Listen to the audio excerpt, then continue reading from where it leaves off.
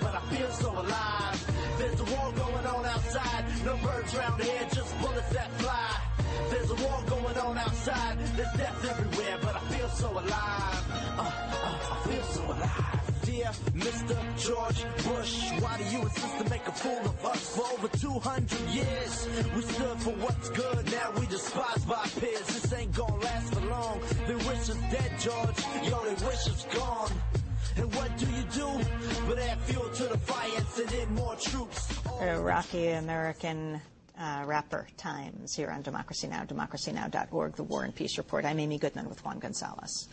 With the Democrats in control of Congress for the first time in the Bush administration, the White House is finally being called to task on various aspects of the Iraq war, from the mishandling of billions in reconstruction dollars to the use of private military contractors.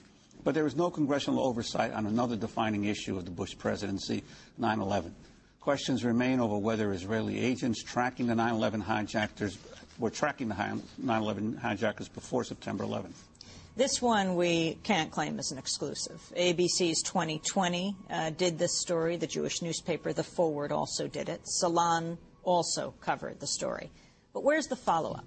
Freelance journalist Christopher Ketchum has just published a comprehensive piece on this story in the newsletter Counterpunch. The article highlights various interconnected stories. The 5 Israeli movers who witnesses say were cheering after the first plane struck the World Trade Center, the so-called Israeli art students who were living in concentrated areas where hijackers were living in the United States, and how 2 of the hijackers ended up on the watch list weeks before 9/11.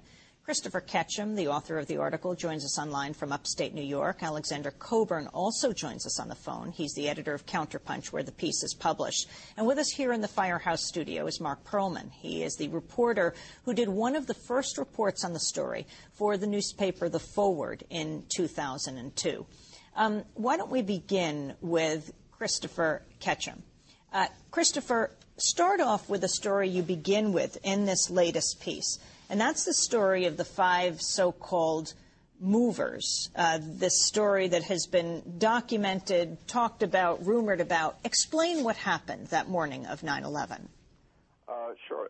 Let me just preface this whole conversation just to say that the Counterpunch article does not pretend to provide readers with a definitive smoking gun for these allegations. Rather, what I've done is gathered all the available information on the matter, that is the disparate media reports that you mentioned, leaked documents from FBI, CIA, and the Justice Department, conversations with former intelligence officials and current FBI officers. Now, the upshot of all this available evidence is this. The Israeli government likely was conducting some kind of spy operation on U.S. soil in the run-up to the September 11th attacks. The purpose of the operation was to identify and track Muslim extremists, possibly including members of al-Qaeda. Now, the best evidence that we have for this is, in fact, the story of these 5 moving men. Now, 3 of these guys were seen on the morning of September 11th, just after the first plane hit the North Tower, quote-unquote, celebrating on the New Jersey waterfront. Now, I put the quotes around that because it comes from a FBI BOLO, or Be on Lookout, an alert that was put out regarding these men that day.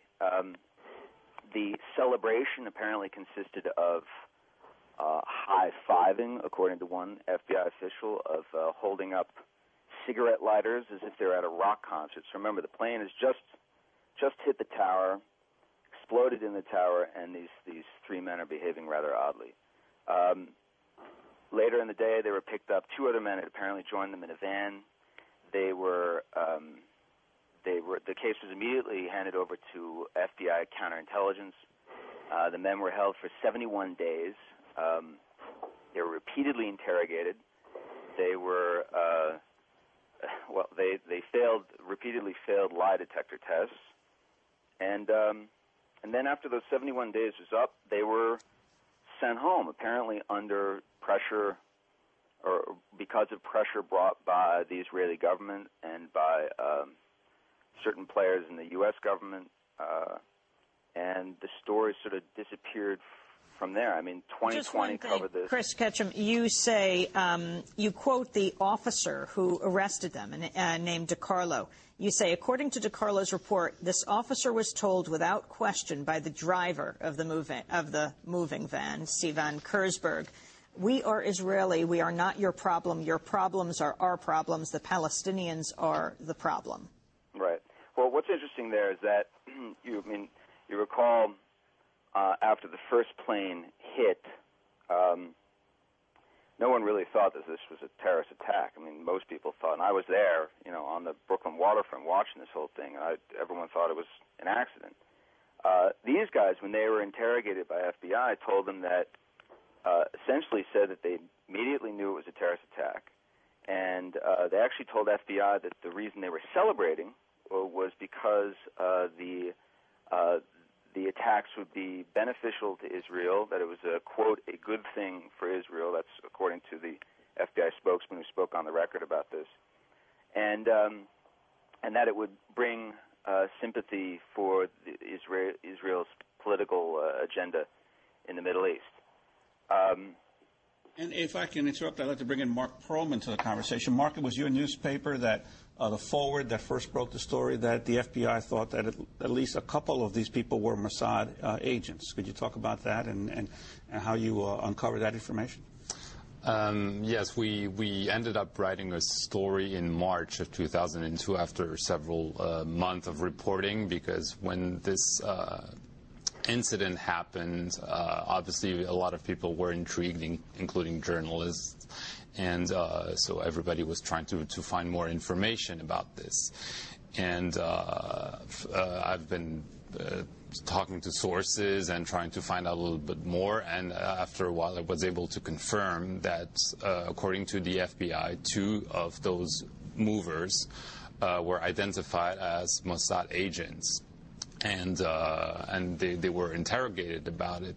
Obviously, the circumstances around the interrogation, there was a lot of panic after 9/11. People were looking for suspects everywhere. So the reports about exactly how they were behaving and what they said, I mean, we should be a little bit careful about this because, and so what I tried to do is go beyond the reports about them smiling and high-fiving and so on, because I had my doubts about this. I still have them, by the way.